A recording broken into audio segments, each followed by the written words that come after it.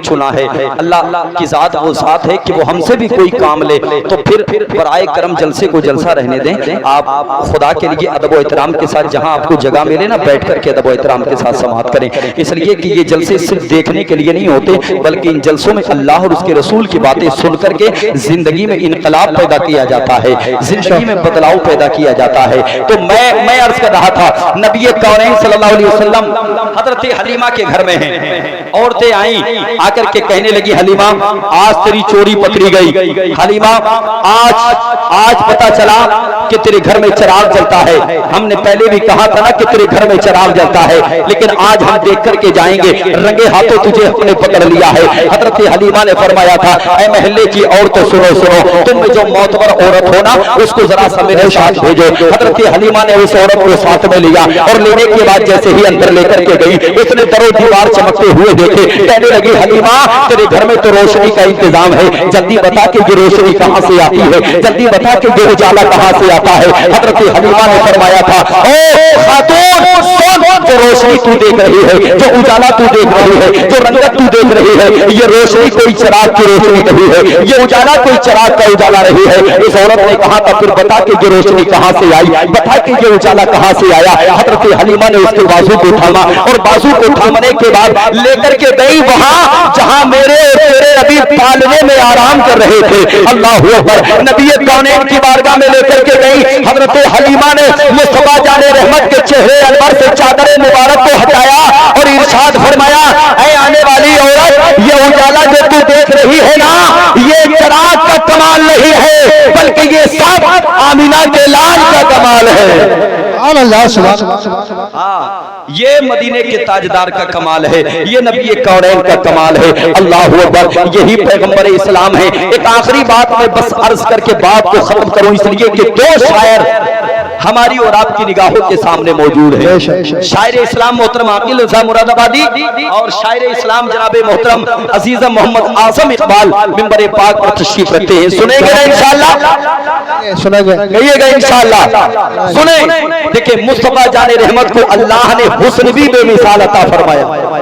क्या बात है, ताकत भी बेमिसाल अता फरमाई। मुस्तफा जाने रहमत को अल्लाह ने हर चीज से नवाजा, हर चीज से नवाजा। हाँ, बचपन का जमाना है, नबी कौनैन को हजरत हलीमा लेकर के आ रही है। रास्ते में प्यास की शिद्दत होती है। हजरत हलीमा ने चाहा कि कहीं कुआं मिल जाएगा तो हम पानी पी लेंगे। अचानक के कुएं पे नजर पड़ती है और जैसे ही कुएं को देखा ना, हजरत हलीमा ने अपनी ऊँटनी को रोका और रोकने के बाद उस कुएं के करीब जाकर के बैठ गई। हजरत हलीमा ने एक औरत को वहां और बैठे हुए देखा।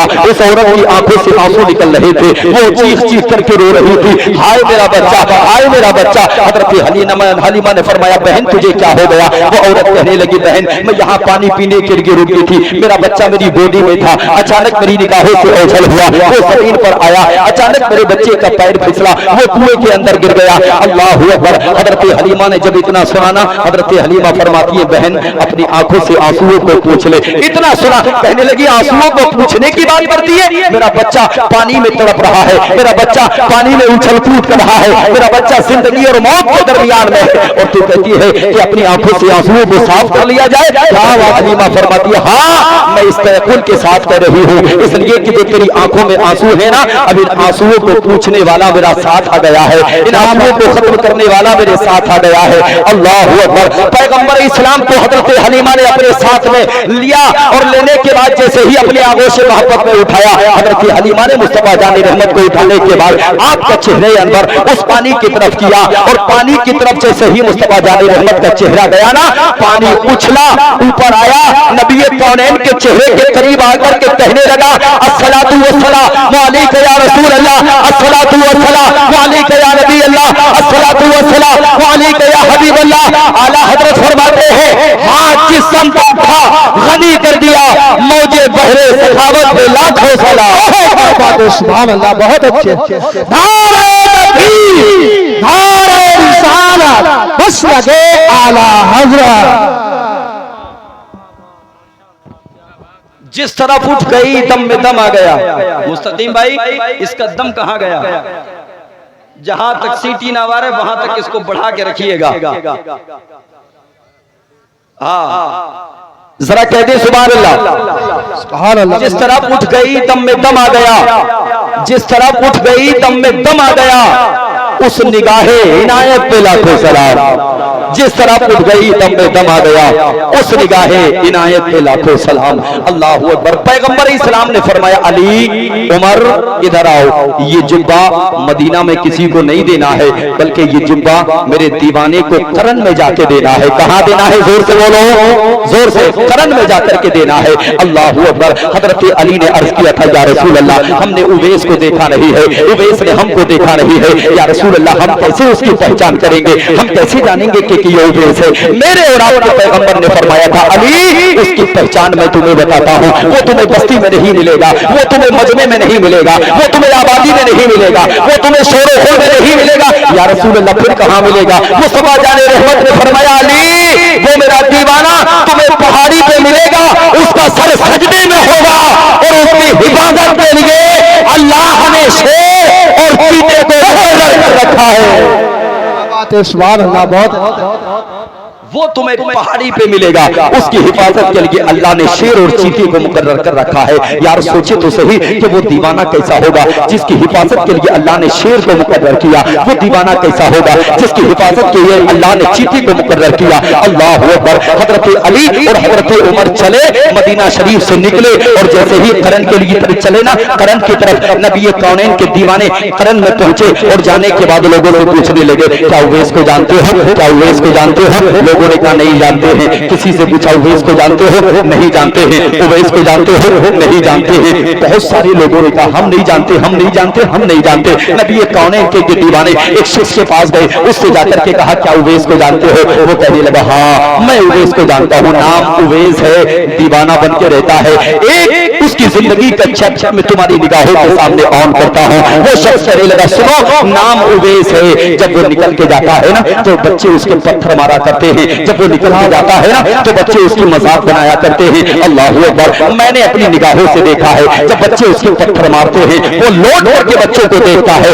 वो लौट करके बच्चों की तरफ नजर दौड़ाता है, लेकिन नजर दौड़ाने के बाद गुस्सा नहीं करता, कोई तकलीफ नहीं देता, बल्कि बच्चों के करीब आता है और आने के बाद कहता है, ओ मेरे लाल जरा सा छोटा पत्थर मारा करो, इसलिए कि जब तुम बड़ा पत्थर मारते हो तो खून निकल जाता है, अगर छोटा पत्थर मारोगे खून नहीं निकलेगा। खून निकलने का डर नहीं है, डर ये है कि जब खून निकलता है ना तो मेरी नमाज कज़ा हो जाती है।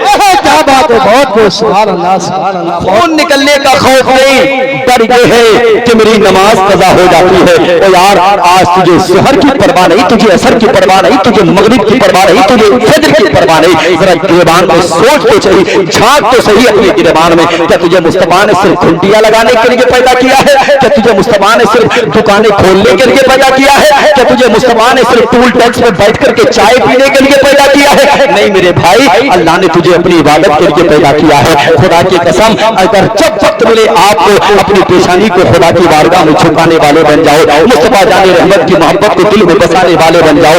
याद रखना, ये दुनिया तुम्हारे जाने के बाद भी तुम्हारे तस्करे करती हुई नजर आएगी।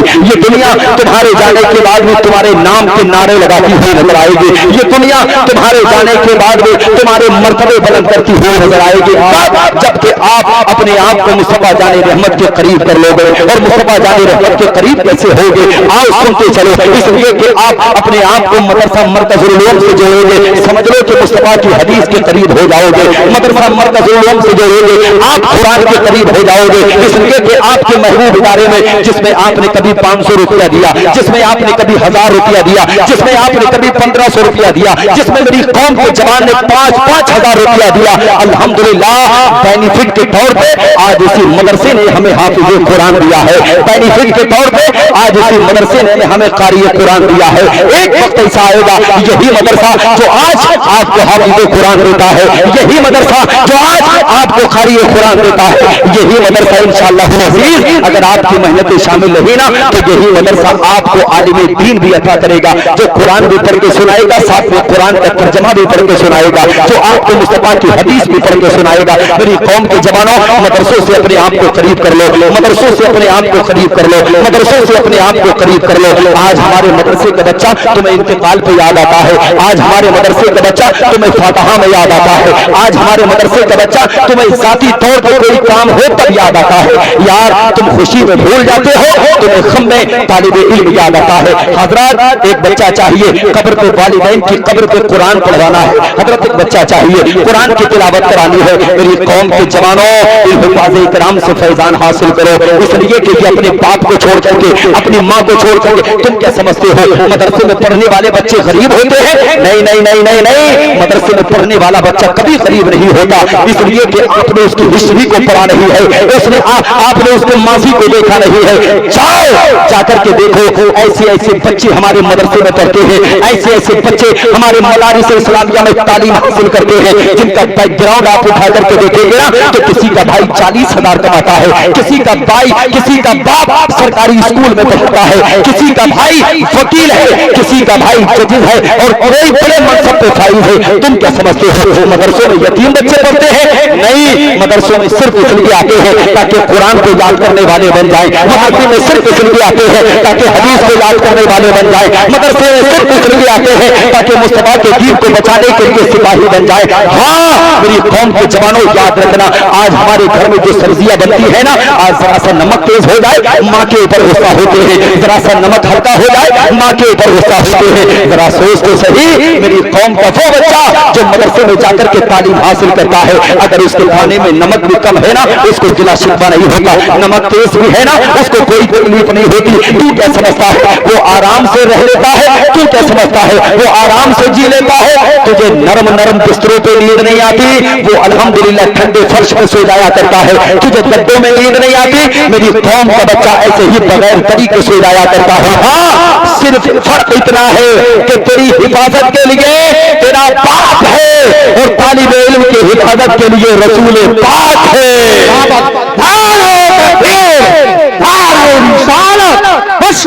आला हज़रत उलमा अहले सुन्नत हज़रत अल्लामा कारी अलाउद्दीन साहिब किबला उलमा अहले सुन्नत दशमे दस्तार बंदी। आप हज़रात खड़े हो जाइए इंशाअल्लाह। इतनी बड़ी हस्ती हमारे दायरे मुक़द्दसों में साथ पहली मर्तबा आई है। कितने लोग हज़रत की तकरीर सुनने के लिए चाहते हैं? इंशाअल्लाह कसम खुदा की आप लोग आगे आ जाइए, मोहब्बत से आगे आ जाइए सभी लोग इंशाअल्लाह। मेरा दावा है जो लोग नबी से मोहब्बत रखने वाले अपने हाथों को उठाकर बोलिए, बोलिए या रसूल अल्लाह।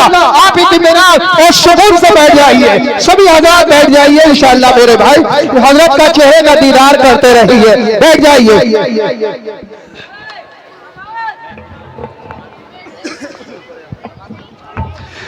बैठ जाए, जल्दी बैठ जाए, जल्दी बैठ जाए, जल्दी बैठ जाए।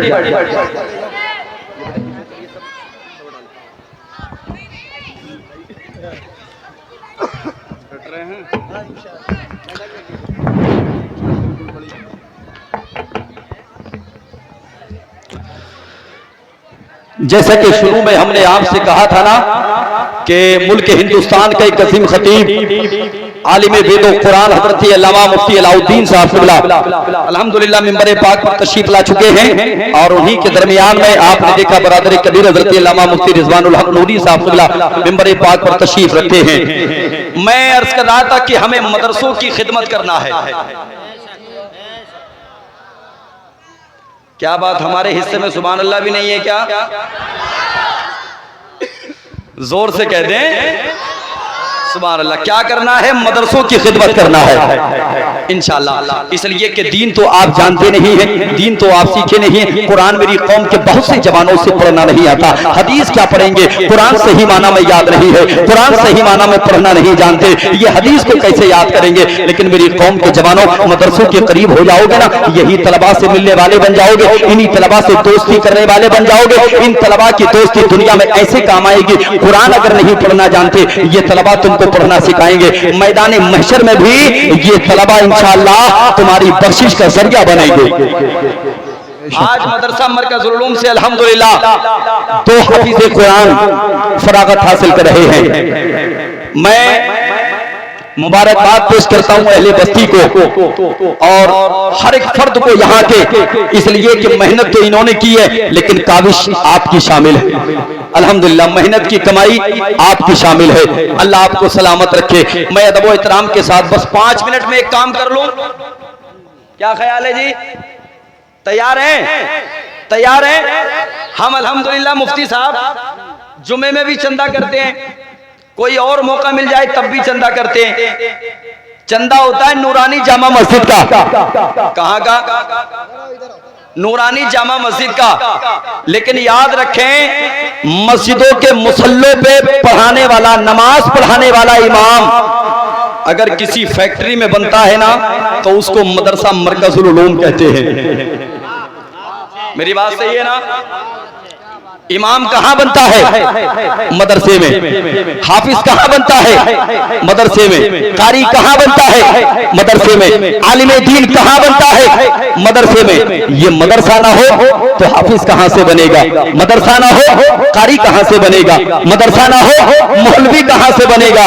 हमें जरूरत है, मस्जिद में बहुत पैसा आपने लगाया है, लेकिन साथ ही साथ आपको मदरसे की तरफ ध्यान देने की जरूरत है। मेरी कौम का कोई ऐसा जवान है जो मदरसा मरकजुल उलूम के लिए सिर्फ 1100 रुपया पेश कर दे? इतने लोगों में कोई कौम का जवान ऐसा है जो सिर्फ 1100 रुपया अपने वालिदैन की तरफ से 1100 रुपया? सुभान अल्लाह।